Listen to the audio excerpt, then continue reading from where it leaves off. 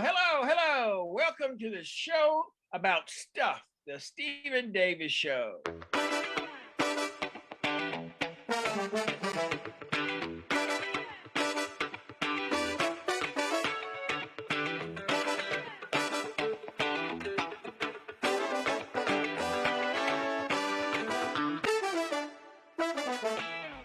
Welcome to a podcast show about stuff. It's the show about stuff, the Stephen Davis Show.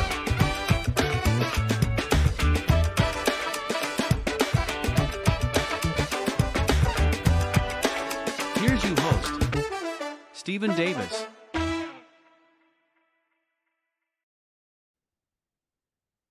Welcome to the show about stuff, the Stephen Davis Show. My guest for this episode is the president of Piney Woods School, the extraordinary African-American boarding school located in Rankin County, Mississippi, founded in 1909, Dr. Will Crossley. Trained in both education and civil rights, Dr. Crossley is an attorney who has had a remarkable career. Hello to you, Dr. Crossley, and welcome to the broadcast. Good afternoon, Mr. Davis. I'm so thrilled to be with you. I'm doing well. How are you doing today? Hey, I'm standing up, so it's all good. Because I know a lot of people are not standing up these days. Wonderful. It's all good. I always start off at the beginning, and the beginning is, where did you come into this world at?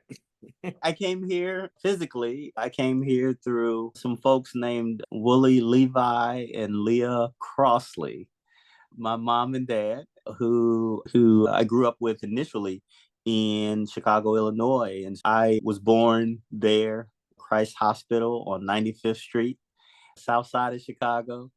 And that's where I got my start and some of my earliest teachings through family. Does that mean that you were a Bulls fan? A bull was and am a Bulls fan. And yeah, it's hard to take the Michael Jordan era, just so redefining for the sport of basketball. And I think hard to find Chicagoans who aren't fans of the Bulls. And so that's part. But I grew up in the 70s, just before the Chicago Bears had their big run. And so I was a Chicago Bear fan and a Chicago Bulls fan.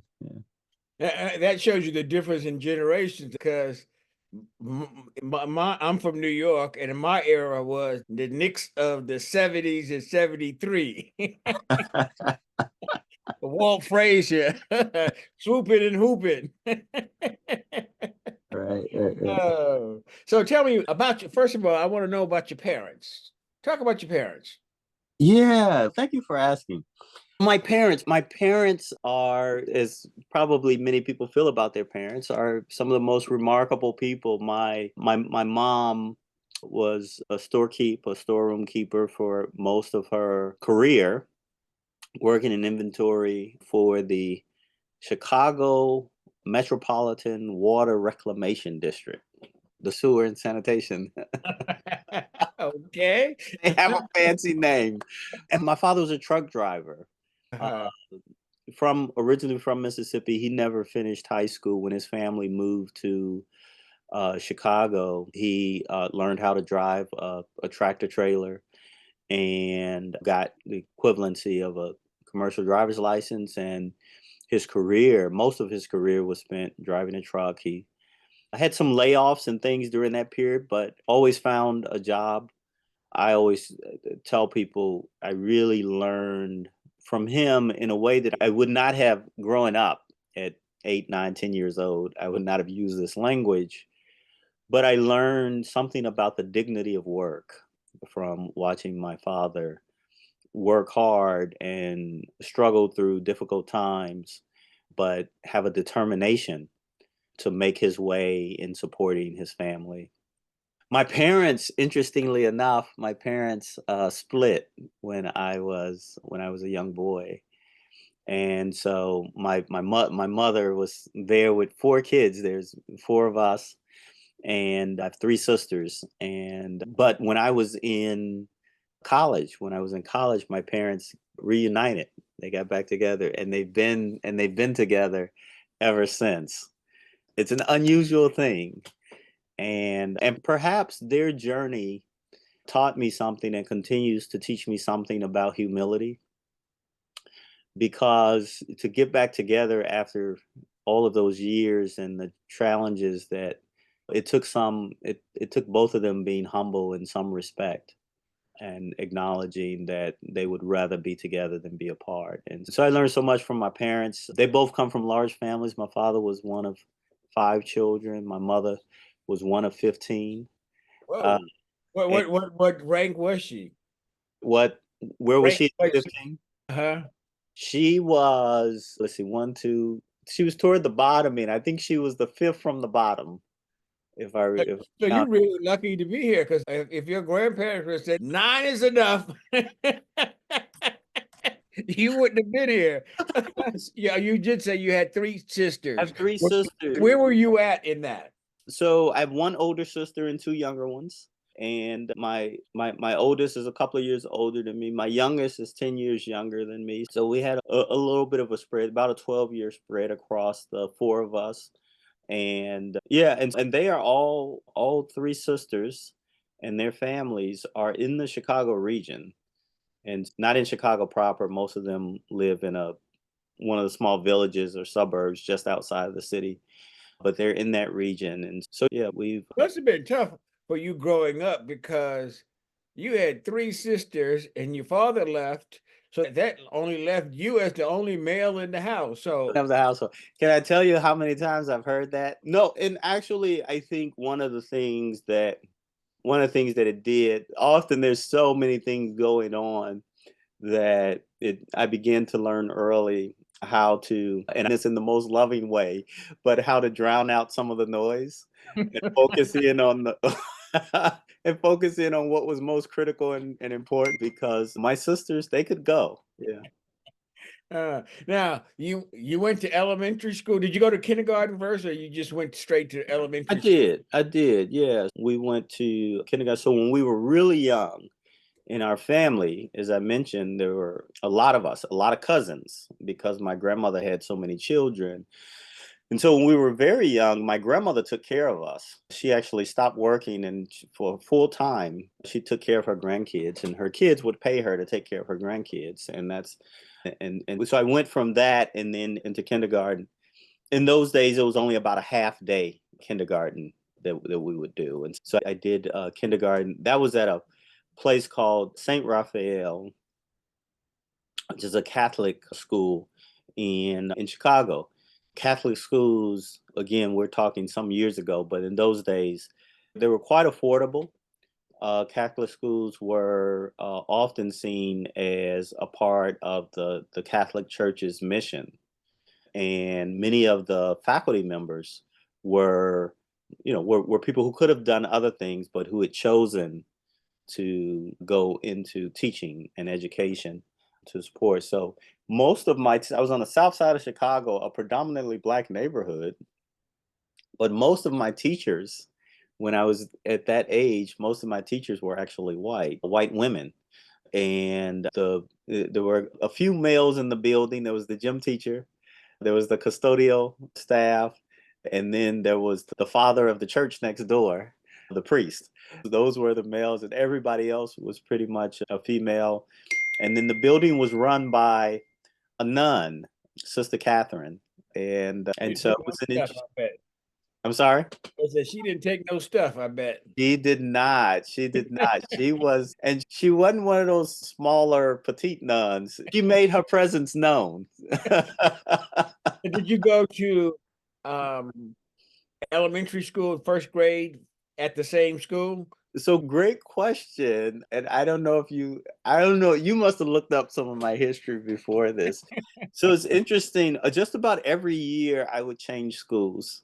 And from first grade to between first grade and seventh grade, I'm not sure if I stayed in the same school for 2 years in a row. I will say at times I would go back to a school that I had gone to before. So the school that I started kindergarten that I just mentioned, St. Raphael, I went to that school 3 times. And the reason that happened was because that school was the closest thing to my grandmother's house, my maternal grandmother. We called her Big Mama. And so that school was the closest thing to Big Mama's house. And so whenever we lived with Big Mama, that's where my mother would try to get us into school.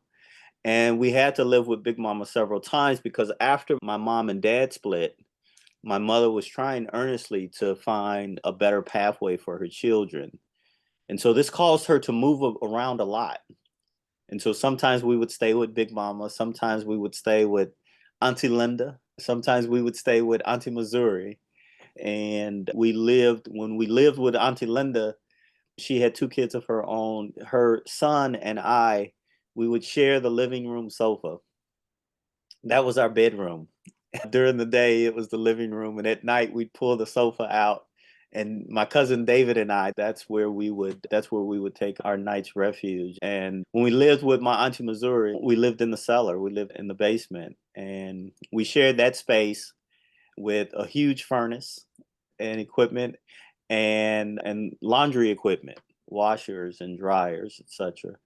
And we had a little space in the back where me and my mother and my sisters, and that one's always pressed in my memory because I remember to this day the peeling paint on the cinder block brick walls of the basement, the concrete floor that was cracked in several places. And it was one big open space, so we didn't have rooms, but we all had beds. And so what we would do is we would put up clotheslines, like used to hang clothes on the outside. We put up clotheslines, and we would hang sheets over the clothesline, and we would use those sheets so we would create a sphere of privacy. We would pretend that we had walls. We would pretend that we had a room of our own. And so I remember those days growing up in Chicago, and reflecting on that reminds me of how blessed we've been to be where we are in life today. How was your experiences in school at that particular time? Good and bad. The good part was really the work itself. I was always a decent student in terms of just completing the assignment that I had been given, right? You get an assignment and your job is to complete the assignment. And I typically was very good at completing the assignment.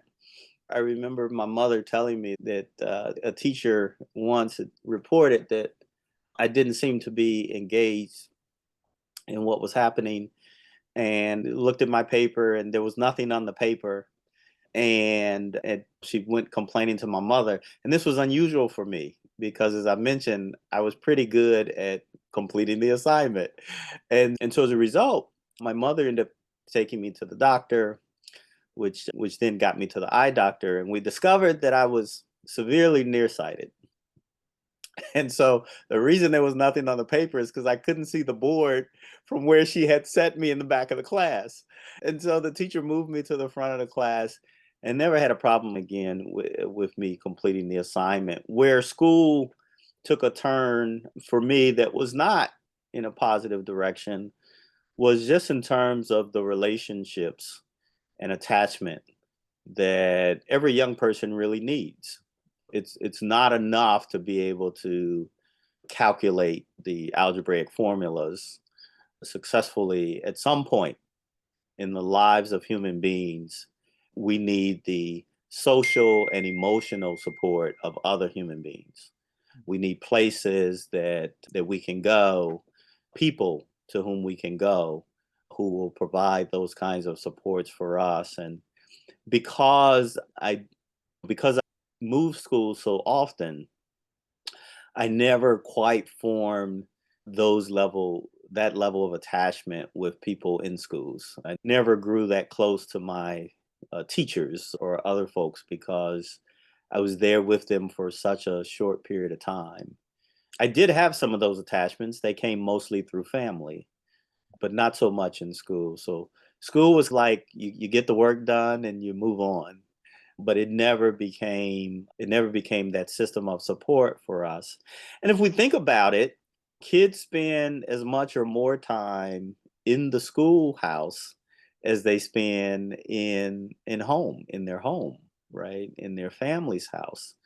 And so to be for half or more of every day, to be in a space as a young person growing up where you don't have that kind of bond or attachment to the adults who are present is itself a different kind of hardship that is by no means exclusive to me.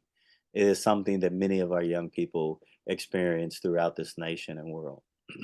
Did you have any problems during that particular time with gangs and things in Chicago? You know my story without asking me about it, right?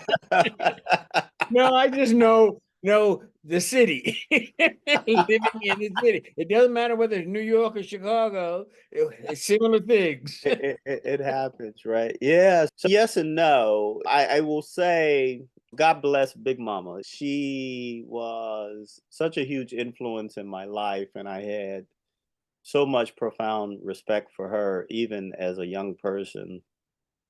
And when I had a choice, I'd be with her as much as I could. And because she was like pious, Big Mama was usually at the church. She was usually in the church, and And you had to, particularly if you had other cousins and stuff around you, y'all went in a room and said, "No, you going to church with her this week."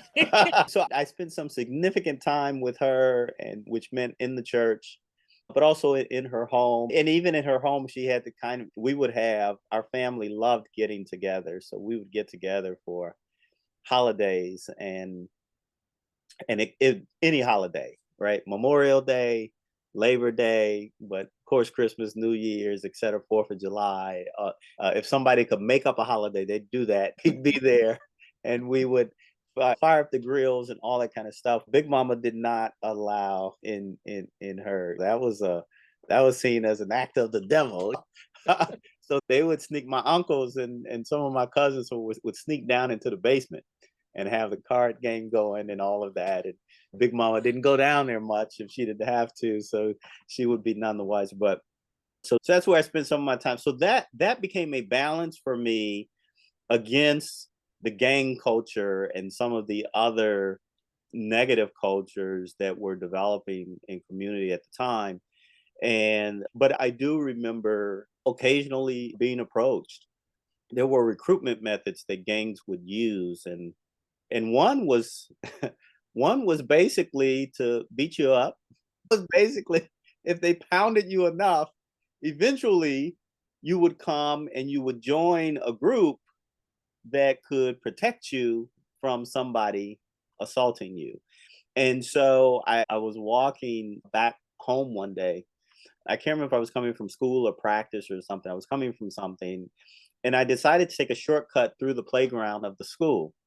I didn't know I was being watched, but apparently I was being watched and had been targeted for I think gang recruitment. And so when I get to about the middle of the playground, three boys, three about teenagers, young teenagers, approached me, and one of them said to the other one, "Is this the guy that's been messing with your little brother?"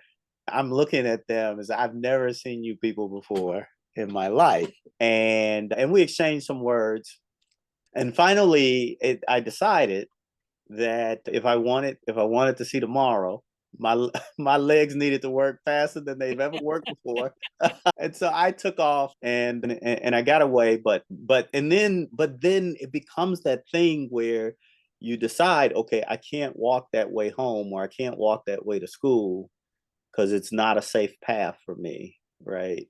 And so you take another path, and a similar kind of thing is occurring there. And this was really about the age that I got introduced to Piney Woods, which which was life changing and life saving for me. But I will say that I had a couple of cousins in particular, had many more than a couple, but a couple of cousins in particular who took some of that bait, and things did not end up well for them. One has spent a number of years in prison on and off throughout our lives, really. He's been out for a while now and working a good job and doing much better today. But another one who actually was just here, just spoke to our young people here at Piney Woods. But he shared with them his testimony of growing up in Chicago, getting pulled into some of the gang life. And as a result of getting pulled into the gang life, he got involved in things like stealing cars, and they would go joyriding and this kind of thing. And eventually that introduced him to the drug scene. And so he began selling dope, and at a certain point began using the dope that he was selling, and just downward spiral. And his mother tried to move him out of the city, but it was too late, because wherever they moved, he would find that crowd.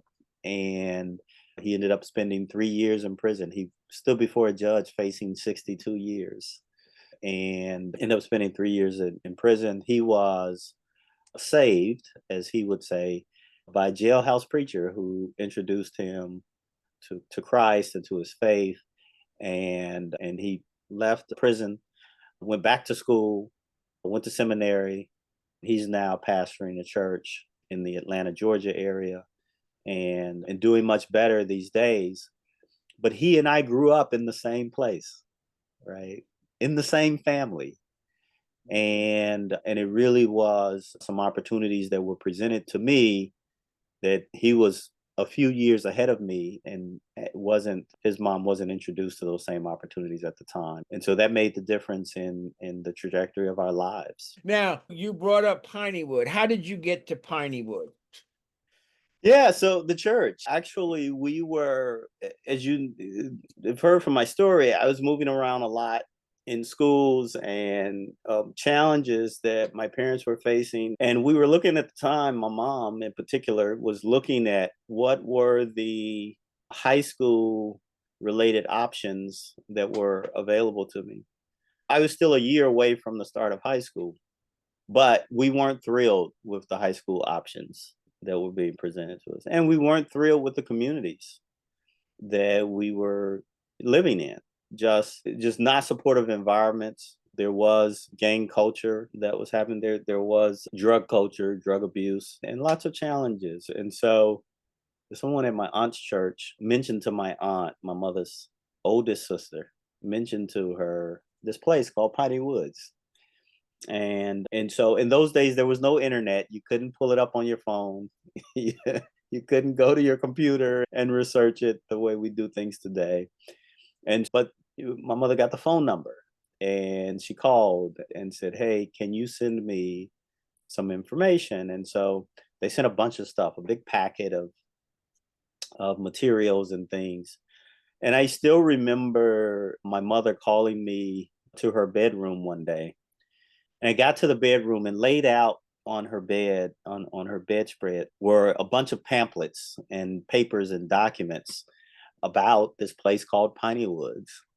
And there were very attractive photos of our fields and farm, and the farm road. And it just, compared to what I was facing every day in Chicago, it just looked like a breath of fresh air in those pictures.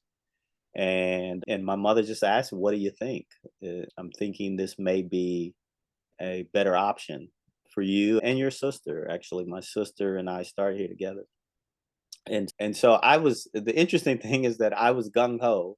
I said, "Yeah, I think I want to do this." My sister wasn't having it. She said I wasn't always cued in on everything that was happening, but my sister had I think my sister she was coming into her own and that kind of thing. And I think she had a boyfriend at school and all that kind of stuff. And my mother was trying to get her focused on her education, and not focused on these other social things. And so I didn't realize that my mother was using us the way she did. But I said, "Hey, I really want to go to this place called Piney Woods." My sister said, "I don't want to go there. I don't want to go down there to that hick town with the hick people." And so my mother says to my sister, "Your brother wants to go, and I'm not sending him by himself, so that means you got to go too." And so that was her way of getting my sister down here. And so we both came down. My sister was one grade ahead of me in school. Uh-huh. And so she was starting the ninth grade. I started here in the eighth grade. And we both finished high school here. And she for 4 years and I was here for 5. And it was a difference maker. It was a change maker in our lives. How did you get to Piney Wood? Were you driven there? You took the bus? You took the train? We drove. And that was the other thing. Tell you how naive I was. We drove. In those days, my mother had a minivan. I'm trying to remember what it was called. It was a precursor to the sort of caravans, but it was, I want to say it was maybe a Dodge. But anyway, we had a minivan and we loaded everything up and we came down because none of us had been here. My parents had not been here. And my father, even though my mother and father were split, my father was actually still connected to the family. He would pick me up on weekends and he was in my life. And so they actually drove us down together, he and my mom. And so I remember getting here. And again, this shows you how naive I got here. We went to my room. By the way, they had the air conditioning blowing. It was the coldest air conditioning I'd ever felt in my life. And maybe I wasn't as used to air conditioning in Chicago as we had down here. But so it felt really cold in the building, but we put all of my things away and made my bed and made sure I had my things for school. She'd already done the same for my sister. And then it didn't dawn on me what was happening until my parents got in the minivan to get ready to go back to Chicago. And because growing up, I was so used to moving so many different places all around. I just assumed they were moving down here with us too. I didn't realize that they were going back to Chicago. And it was as they drove away, it dawned on me, hey, wait a minute. I'm I'm in this place by myself. And again, my sister was here. She was on the other side of campus and this kind of thing. But They must have been pissed with you. say what now? Must have been pissed with you. Agreeing. Now, I don't think he knew the whole story, and I didn't either. Yeah. Before you go on, I have a surprise for you because we talk about Piney Wood. We'll talk about more Piney Wood later, but this particular person, her name is Abiodun Henderson. Yes. And she's going to introduce herself to you. Hi, how you been? Oh, How are you, husband? Good. How you doing? I'm doing well. How are you? I'm well. Yeah. Guess where y'all have what y'all have in common, Will Crossley? I'm assuming this is a Piney Woods grad. Yeah. Yeah. So we have a lot in common. Yes. Yeah. It's a coincidence. We're out here on another trip, but we were in Mississippi in March, and we brought our Gangsters to Growers out there to Piney Woods. Yeah. So we in fact, I was telling one of our supporters about your work with those young people and what you're doing and the impact that you're having. And so it makes me proud. You never know how all the pieces are connected and related. And so it's a pleasure to be on with you. I'm a community organizer that You're gonna be president. Yes. He said you're going to be president because we had another community organizer out of Chicago. That's what it is. Yeah. We the judicial system employing and training formerly incarcerated young adults. And right now we're here in Florida in West Palm Beach for our yearly shark therapy trip. Now it sounds like I need to be where you are. Yeah, it's exciting. The sharks are seen as dangerous and not valuable to the ecosystem, just like young Black adults and youth are looked at. And we're very valuable. So we just go hang out with the homies. Yeah. Now, Dr. Crossley was talking about, we are at the point of him going to Piney Wood the first time. And tell us about your experience of first going to Piney Wood. I went in 1999. I was in the 11th grade. And luckily, there was a crew of other young people that were coming in that same year. The valedictorian of our class, our 2001 class, Chamo Khan, who is from Africa. My mother is from Africa. Camille Thomas, whose brother Keenan Thomas were also at Piney Woods. Aisha, oh my gosh, Aisha, she was the star basketball player on the young ladies team, and Lynette, who was part of, just like me, part of the Cotton Blossoms Singers, great soprano. So I found my tribe, and then some old Piney Woods babies like Jillian Cooper, who's been there forever. Both of us are from New York. Jay also from New York. Piney Woods, it was like a different world.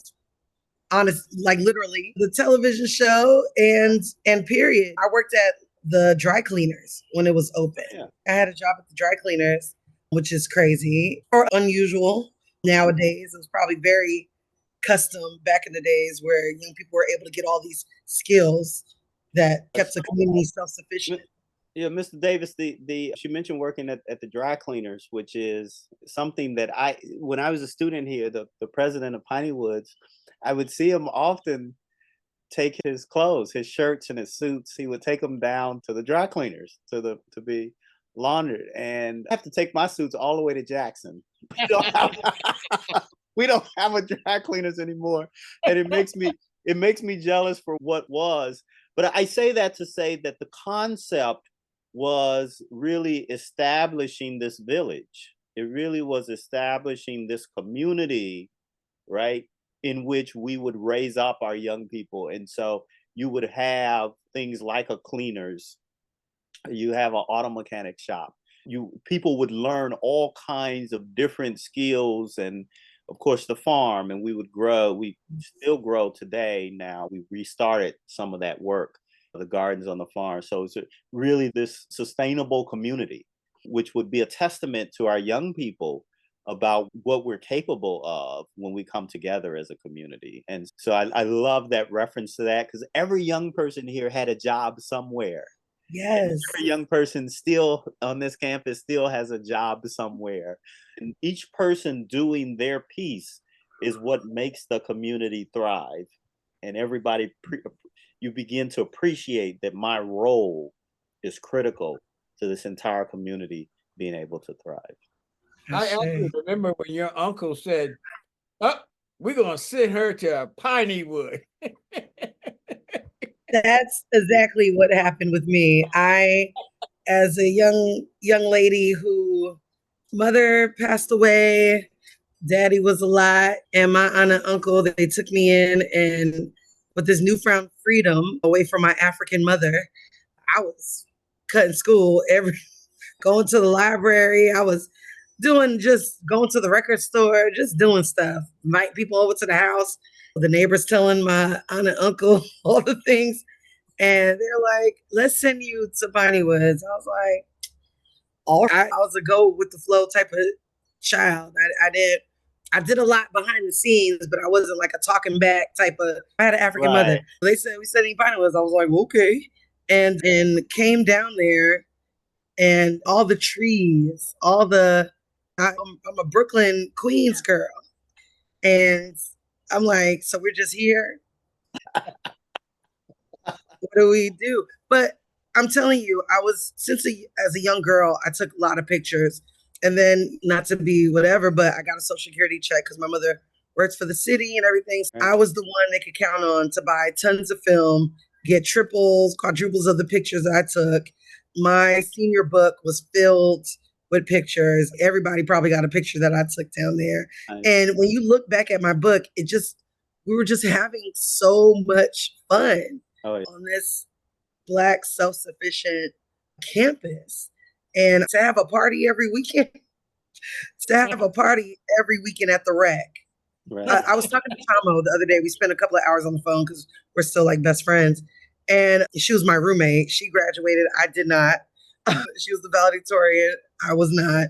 But I also, I still graduated. But still, having a party every week was just genius of the Piney Woods staff, honestly. Because to have all those children trapped on campus. You gotta engage them. Yeah. You gotta work all that out every week. And with Miss, oh my goodness, I can't remember who I'm talking about, who ran the rec. Jackie Tripp runs it now. I don't know if she was here then. No, she wasn't there. But yeah, it was like literally, like I said, a different world. And then to go back with our Gang Sister Growers and really internalize how we built everything. The students that were there in the past built all these things by hand, and have them see that is just amazing. The legacy of Piney Woods should and won't ever die. I don't know. And it lives in part through those of us who continue to do work in communities all over the world, really. And so again, just appreciate the work that you're doing with the young people you're investing in. What part of Africa was your mother from? Liberia, West Africa. She was not Americo-Liberian. She was Kru. Kru, okay. Known as the hardest to enslave. Yes, we're from the Kru tribe. I spent a whole lot of time in Liberia. For real? A lot of time. Really? Yes. Piney County. I used to stay in Garnerville. Garnerville. Okay. And that was with the Congo people. Right outside of Monrovia. Yes, outside of Monrovia. Yeah, my people are from Sino County, kind of north. Yes. Okay. All right. Yeah. I know Sino County. I know Georgia and Maryland. All those places. And speaking of factories, that's what we want the legacy of Gangster Growers to be. And I would love to see something like that happen at Piney Woods, where making everyday items out of industrial hemp and bamboo could be a real thing, where we lead in manufacturing, because the way the world is headed, with everything being automated, with the factories already leaving the US, and now things in the future being more automated, so there's going to be less jobs. Like, how do we teach our people to make everything that they use? I would love, that takes big money. Ancestors, come through to Piney Woods, please. That takes big money, but what does that look like? And now I'm going to have to call you up, Stephen, to hear about this factory. Because your uncle and I have a mutual friend, Ulysses Kilgore. Ulysses? No, sir. I feel like I'm confidential. His family have farmland in Mississippi, and they're trying to do hemp in that way. And there might be a connection. Okay, that'll be excellent. Let's keep in contact, because I want to talk to you anyway about some other stuff. But anyway, I thank you so much for being on the broadcast. I hope I surprised, even though I didn't know that you knew her. Oh yeah, no, he hadn't given me your name, but he had mentioned that he knew someone who had a young person to come here and so forth and so on. And so I wasn't sure who was going to be joining us. So it's a small world. It was me. This is great. Wonderful time, and let's get together soon. Yeah, this is a sign of President Crossley, and thank you so much, Mrs. Steve. It is. No, thank you. Yeah, I look forward to it. More to come. How about that? No. And the interesting thing is that I travel fairly regularly, and 90 to 95% of the places that I go, I can usually find a Piney Woods grad somewhere in the vicinity. It's an interesting thing about it. Even though we're located here in rural Mississippi, we do have tentacles that stretch across the nation and really across the globe. And yeah, so that's always refreshing. Great.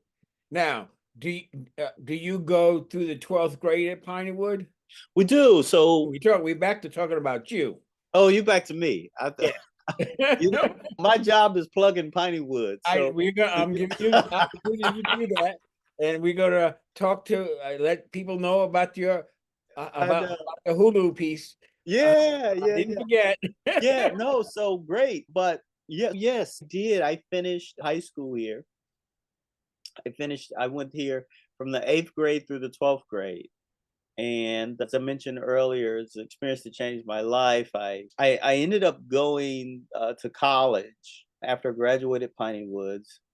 I ended up going to college at the University of Chicago, which is that because of what you accomplished at Piney Wood, or is that more through contacts in terms of Chicago and you just needed to go back to Chicago? It was totally because of how Piney Woods had invested in me. And when I say Piney Woods, I really mean the people. I really mean this community. And the reason I say it that way is that I grew up, my Big Mama's house, I talked about Big Mama earlier, is maybe a 15-minute drive from the University of Chicago in traffic, right? That's how close we were to the university. And even though we were just a neighborhood apart, growing up, I never knew what the University of Chicago was. People from my neighborhood don't go to the University of Chicago. It's just not a thing. In fact, when I enrolled there as an undergraduate student, I could probably count on one hand the number of African American students in my class who were from Chicago, South Side of Chicago. And so while the university is in Chicago, it's a world-class, top-notch university. And while it's situated there in the Hyde Park neighborhood of Chicago, it just was almost unheard of that someone like me who grew up at 65th and Laughlin would attend the University of Chicago. But because I had the Piney Woods experience, I think the university recognized that I was bringing something unique with me as I matriculated there as a young person. So I give full credit to Piney Woods School for making it possible for me to become a student at the University of Chicago. And how does that credit show up? I think ultimately it shows up in leadership, and I would not have understood it because I didn't understand leadership as a teenager. And now I try to teach our young people, I try to help them appreciate what leadership looks like more. But I was a leader here on the Piney Woods campus as a student. I was a leader on the track team from the time I got chased. Before you, did you get on a track team because you were able to run from those gang members? From the time I ran from the gangsters in Chicago, look, I discovered I had a skill I didn't know about. and so I actually, even before I came to the next year, I ran track and cross country in middle school in Chicago. And when I came to Piney Woods, the coach, the athletic coach here, actually saw my history in track and field and cross country in my record. And he actually approached me and said, I want you to come and try out. And so I did. And I was only in the 8th grade at the time. And I was running with 11th and 12th grade students and beating most of them. And so by the time I was 11th and 12th grade, I was captain of the track team. I was president of the choir, the Cotton Blossom Singers here. I was president of Student Government Association, and all of these things that Piney Woods had begun grooming in me from the time I was 8th grade. And then I did well academically. And so the combination of all those things and the unique experience that Piney Woods provides for young people, I think all made me an interesting candidate to the University of Chicago to come to the undergraduate program there. So I credit Piney Woods fully. And I will say the other thing is that Piney Woods introduced me to things that I wouldn't have been. I met as a high school student, 15, 16 years old. I was meeting college presidents. As a student at Piney Woods, I met a guy named Reuben Anderson. Reuben Anderson was a Black lawyer. I just told you about my parents. There are no lawyers in my family.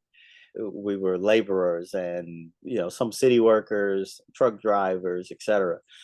And so I didn't really know any Black lawyers. But as a student here at Piney Woods, I met Reuben Anderson, who was one of the first Black lawyers in Mississippi of the civil rights movement. At the time that I met him, he had just joined. He was the first African American on the Mississippi Supreme Court.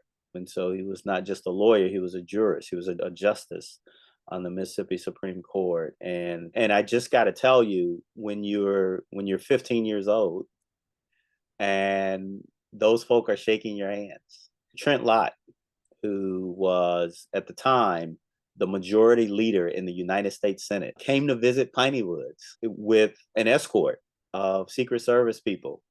It took 5 cars to move one senator, but he drove onto this campus.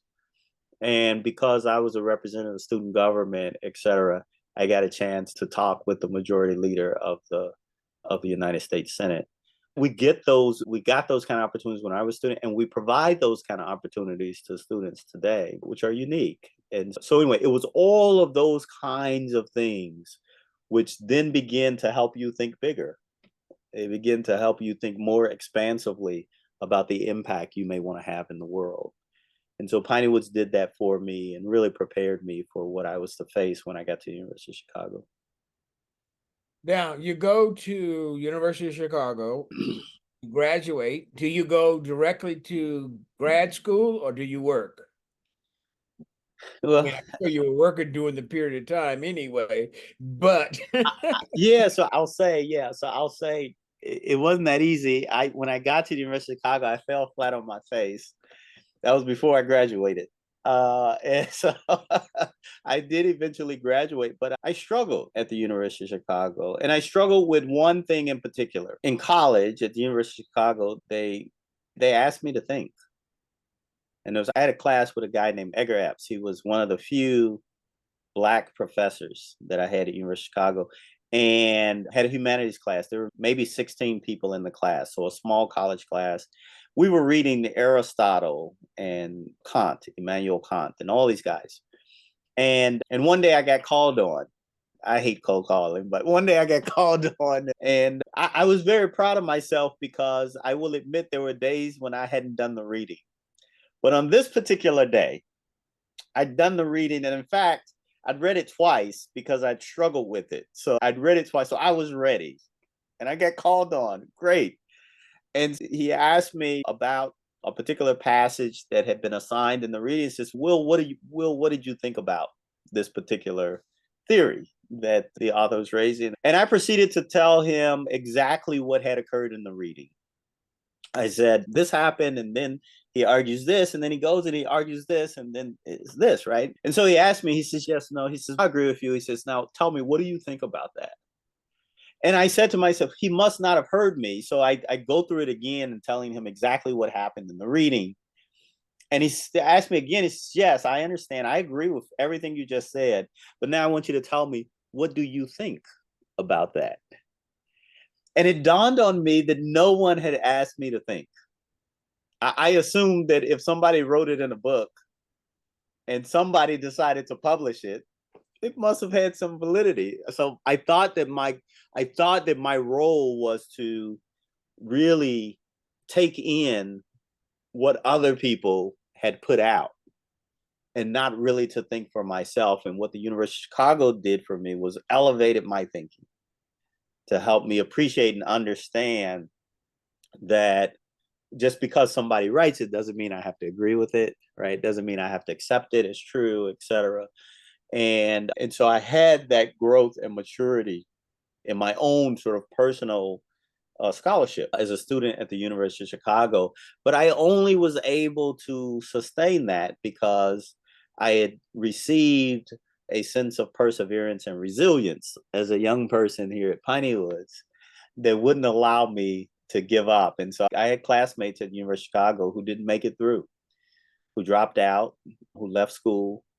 And I knew that wasn't the path for me, and Piney Woods had given me that. And so I leave University of Chicago, and you're right, I work all through college. I worked 2 jobs through college. And I leave in my last year of college, it dawns on me that I'm going to have to find something to do when college ends. And so either I need a job or I need something. And so many of my classmates were getting scooped up by these consulting firms, McKinsey and some of these other guys. I couldn't understand what those people were doing. It just didn't make any sense to me. I'm like, what exactly is the job? Oh, you're going to be a consultant. And I had no idea what they do.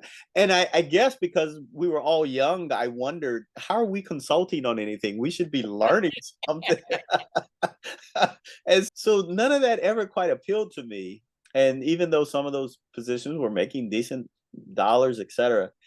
And so I looked into working, and I decided that I needed to continue my education. And so the person I was working for on the University of Chicago campus was a guy named Anthony Bright.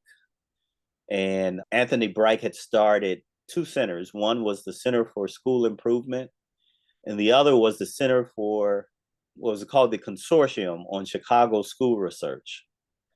And I was attracted to what he was doing in school improvement and school research. I was specifically attracted to Chicago because of my own story. That is, I was at the University of Chicago, and I had two cousins who were in prison simultaneously. People growing up in the same community, in the same city, in the same family, who had taken these divergent paths. I knew that I didn't have any more brain power than my cousins had. I knew that I didn't have any. The only thing that I had was an opportunity to come to a Piney Woods that they didn't. And so I wondered, how could we do developing our young people better? And so I was drawn to that work as an undergraduate student. And so I worked for Tony Bright at the Center for School Improvement. Tony Bright had taken his doctorate at Harvard Graduate School of Education. And so my roommate at the time said, "Will, had you ever thought about going to grad school?" And I hadn't. I didn't know anything about grad school. And I hadn't. And he said, "You ought to look into it." And so I asked Tony if he would sponsor me. And he did. He wrote me a recommendation to Harvard Graduate School of Education. And unexpectedly, they admitted me.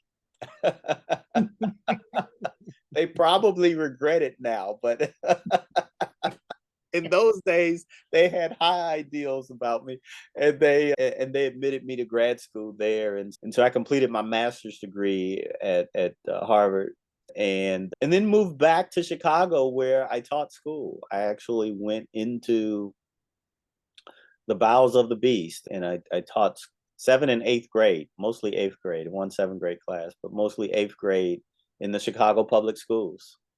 That's a tough year. It is indeed.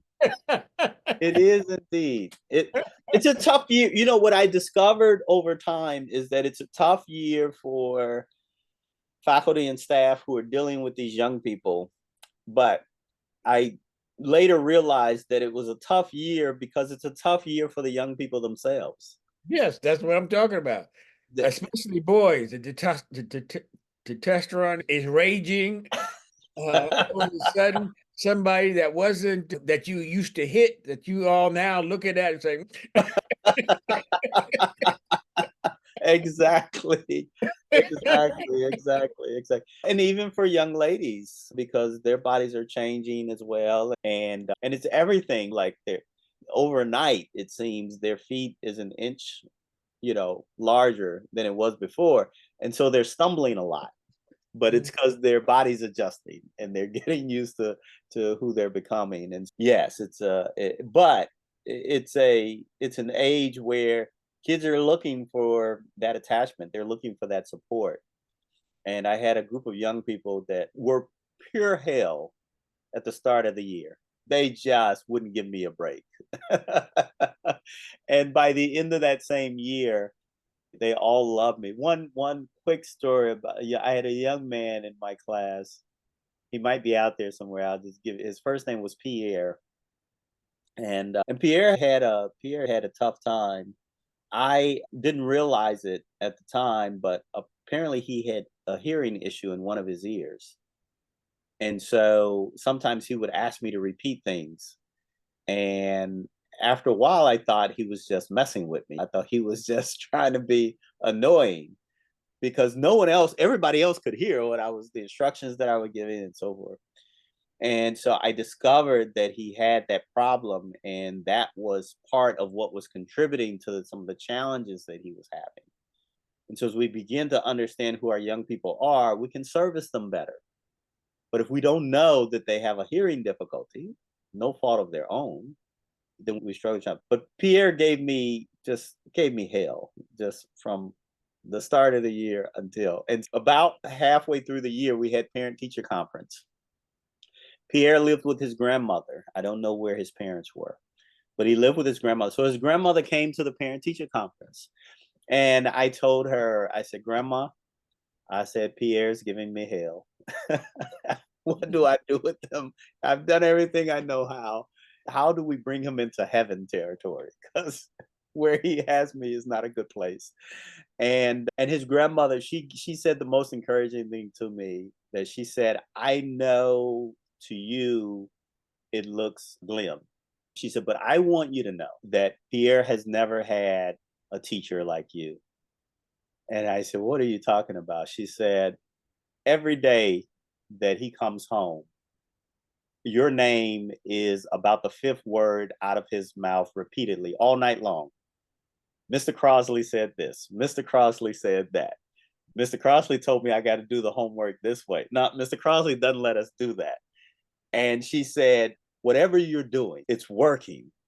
And he may not be showing you when he's with you every day, but it's working, because I've never seen him so excited about a teacher before. I've never seen him. So you keep doing what you're doing. And she really encouraged me in a way that I would not have expected. And so, yes, that's that age where they may not be open and vulnerable enough to tell you that they appreciate you and what you're doing for them, but it's there. It's that's there. So true. That's so true. You go on to, after a while, you go to get your doctorate. Yeah. So this is an interesting term, because what I did was I left Chicago to go teach in Atlanta, specifically in Clayton County, Georgia. And I wasn't supposed to be doing that. I actually had no plans to do that, but I was invited to work in the Olympics in 1996, Olympics in Atlanta. And while I was there, I got a bunch of job offers that I wasn't anticipating. And I decided to take one of them, and that led to eventually a role. I led institutional research at Morris Brown College in Atlanta. And from there, got connected with somebody in the governor's office. And the governor at that time was a guy named Zell Miller. I remember Zell Miller. And I got invited to join the governor's office in Georgia. And there I was working on policy, education policy, but other policies as well. I was doing program evaluation. So we were literally evaluating the impact of state programs. And all of that situated me that I wanted to expand and really go to law school. And so I applied to University of Virginia. I'll tell you an interesting thing. My supervisor at the governor's office, technically the governor was in charge, but there were a bunch of people between me and the governor. And so my immediate report, who I reported to on a daily basis, I said to him, I think he was trying to give me a new assignment or something. And I mentioned to him that this assignment was going to take a year, and I could do it, but I wanted to be, I wanted to be fair. And so I told him I've applied to law school, and chances are if I get in, I may not be here at the end of this project. And so I didn't want you to assign this to me, assuming that I'd be here in December, because law school starts in August. And we were still a year out from that. But he says to me, oh, where did you apply to law school? And I told him, oh, I applied to the University of Virginia. It's a great law school. It's a top 10 law school in the US. And this guy who doesn't look like me or you, not our skin color, but he says to me, oh, you probably won't get in. and I looked at him weird. And so he was assigning me the project anyway, because he didn't. And so I thought to myself, this must not be a good project, if that's what you think of me. And so later I get into law school. Not only did I get in, but I get some scholarship dollars for it. And then I go back to him and I'm announcing I'm going. And you could see him turn beet red when he discussed. We didn't have any more conversation about it. I just moved on because the lesson had been learned.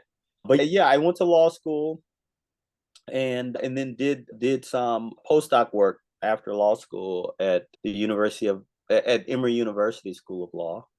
I did a teaching and research fellowship on legal issues affecting abused and neglected children at Emory Law School.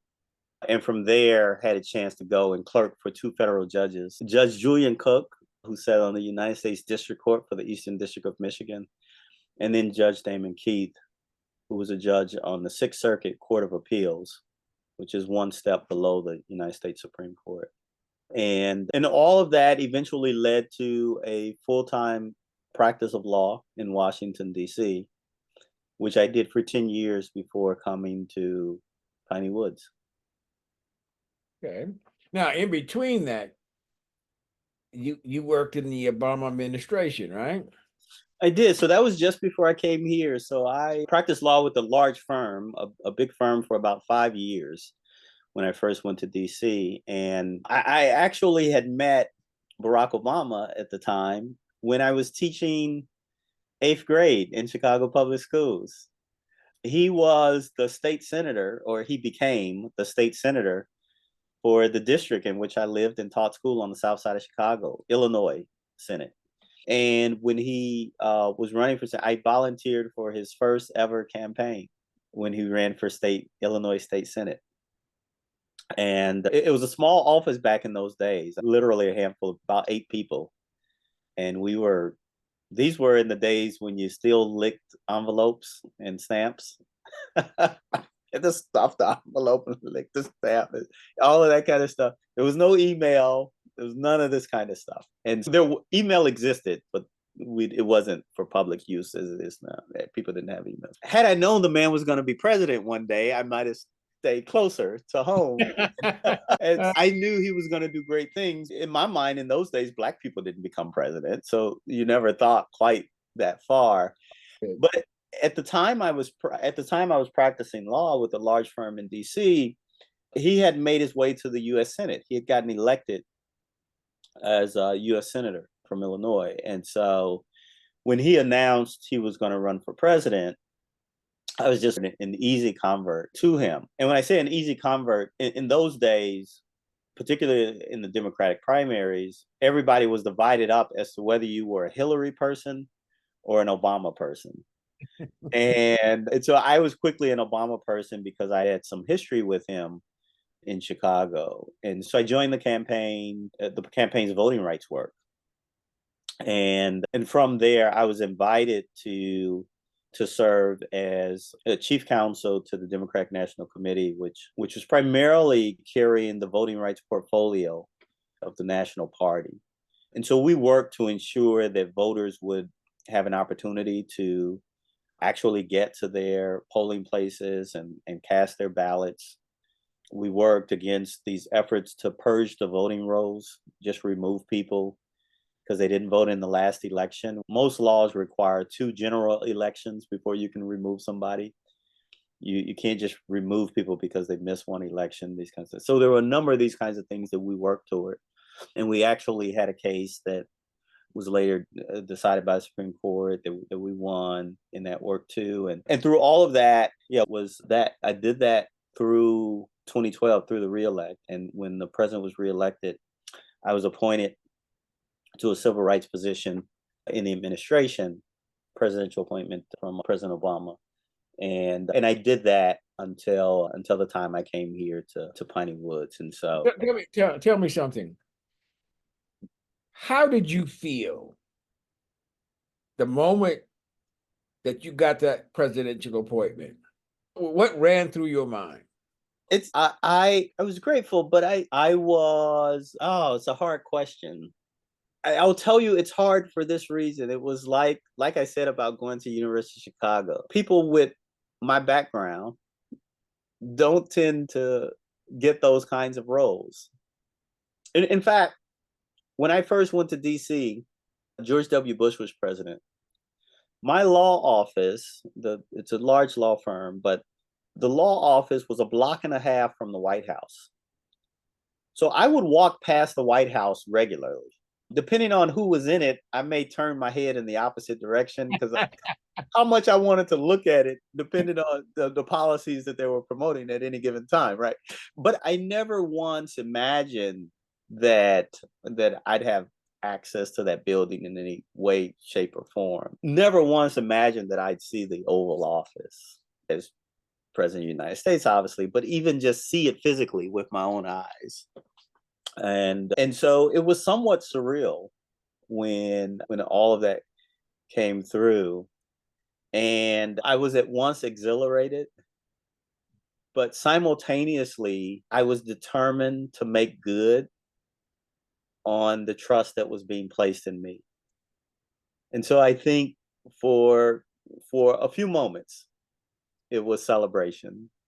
For a few moments, it was appreciation. And my big mama, who passed on by that point, I thought she might be proud of me. And so there was that for a moment. Did you get to go to a state dinner? I did not go to a state dinner. That's a good question. Yeah, I did not go to a state dinner. I got access to a lot of things, but state dinner was not something I was invited to. So I was a presidential appointee for just shy of 2 years.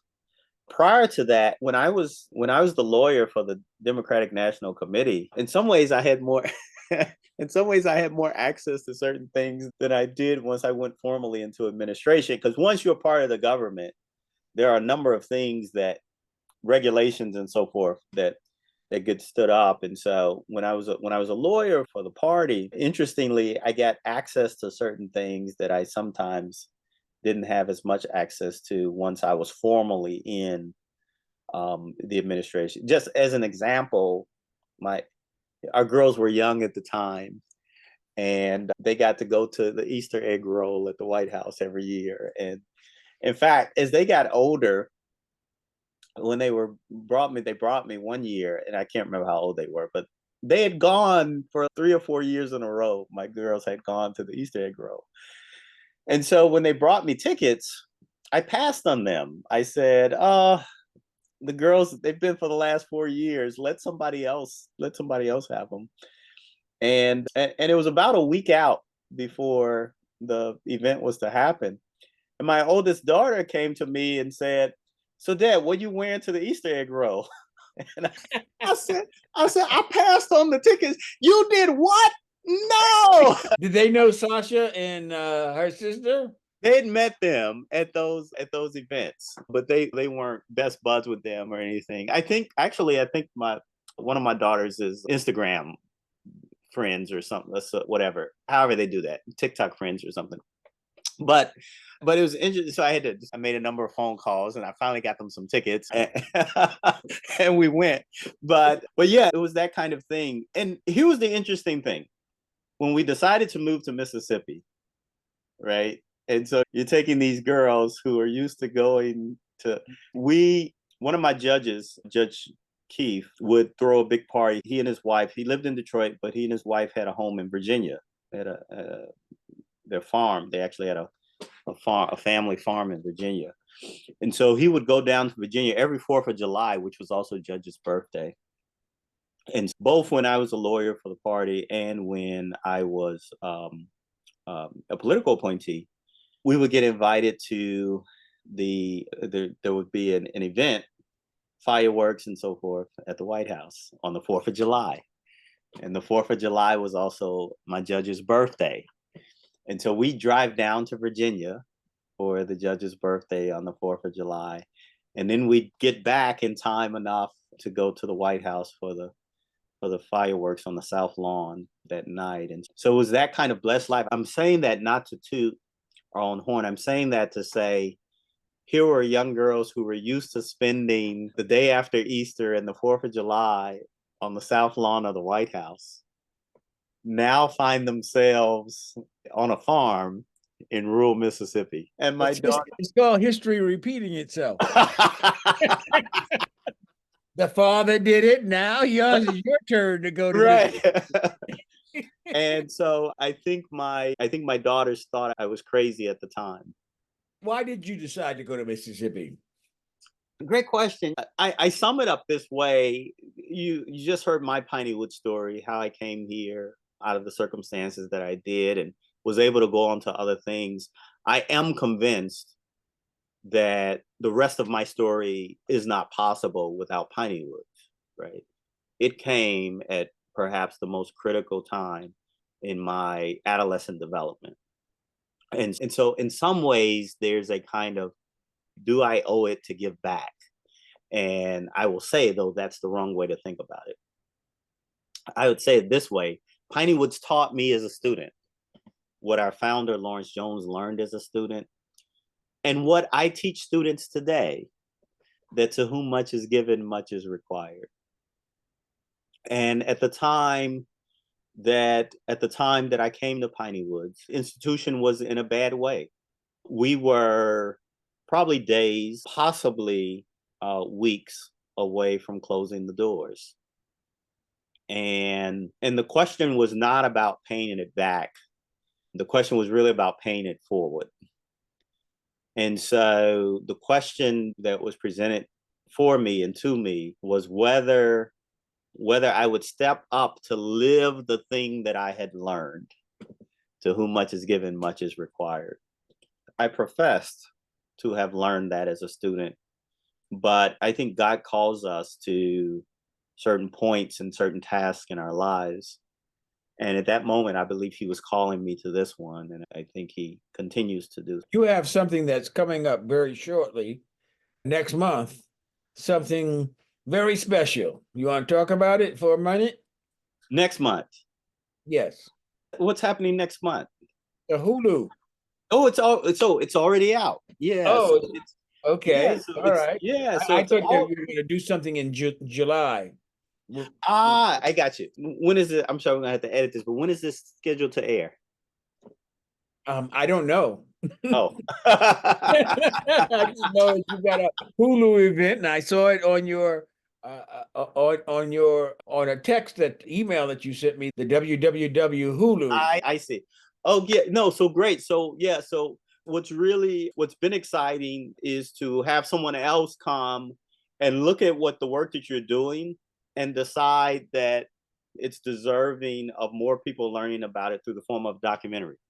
And a movie director and production house out of Los Angeles came and captured our work in a documentary, which is called Sacred Soil, the Piney Woods School story. And it really gives some insight into the experience of young people. It really gives some insight into the experience of young people moving through an entire year here at Piney Woods. And the cameras came in and out of the campus for over the course of a year with us, and so you'll get a real take. By the way, I did not write the storyline. I had no creative license on the documentary. We're subjects of it, and so it really does give you the filmmaker's view of what they saw when they came to this space. And so for that reason, I think it's an authentic look at how our young people are exposed to things and what they experience here at Piney Woods. So we are excited to share that. The wonderful thing is that it is right now available on the Hulu platform. If you search Sacred Soil on Hulu, it'll come up. More than that, better than that, it is now, it premiered first on Hulu. It is now available on Disney Plus internationally. And so if you're in the US, you can find it on Hulu. But if you're anywhere in the world and you can get access to Disney Plus, you can find Sacred Soil, the Piney Woods School story. And you can see some of what we're doing and some of what I've tried to describe about why I do the work. But I thought that there was going to be some particular period where you're asking people to host a screening of it. Yes. So we're actually doing that this Saturday, which is June 15th. We're hosting screenings of it in honor of Juneteenth. And so what we're doing is asking people this Juneteenth, if Piney Woods School, heard of Piney Woods School, if you're hearing it for the first time here, we're asking folks to watch Sacred Soil in honor of this Juneteenth Jubilee.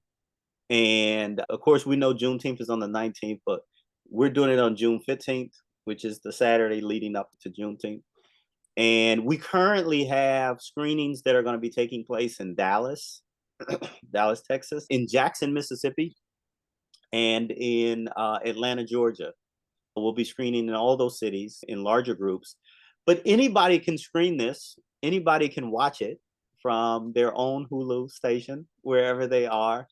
And so we urge anyone who sees this podcast, if they might consider checking us out on Hulu. Sacred Soil is the name of the documentary. June 5th at 8 p.m. Eastern. If you sign up for that, we'll send you a link. And then you can join other people who will be watching it at the exact same time. June 15th at 8 p.m. Eastern. People all around the country are going to be watching Sacred Soil. Okay. For the first time broadcasting, this episode will premiere on June 14th. Okay. All right. Oh, that'd be perfect. That would be perfect. The final thing I want you to do is just tell people how they can donate to Piney Wood. Oh, absolutely. So you can donate at pineywoods.org. There are three actions you can take there. The one in the middle says donate. So go to pineywoods.org, click donate, and you can make a gift to support our work. There's so many wonderful things happening right now here on the campus. We're really in the process of reinvesting in this historic institution for the future generations of young people who will benefit from this work. That's what it's all about. How do we reinvest in order to serve future generations of young people? And so right now you can do that. You can contribute to scholarship. All of our young people receive some level of scholarship to be a part of this work. But you can also contribute to other things we have going on campus. We're bringing some of our student housing back online. Some of that work is already beginning. We're reinvesting in our farm and in our solar farming. And so there's so many ways you can invest, but you can find out information about all of that at pineywoods.org and just click the donate button and you'll see very many campaigns you can contribute to. We'd love to call anyone listening, anyone moved by the story of this work. We'd love to call you a member of our Piney Woods family and invite you to invest in the future of our young people. Okay. Thank you so much for being on this broadcast. That's it. Show about stuff. See you next week. Thank you. Thank you for tuning in this week. Hope you enjoyed this show about stuff. See you next time.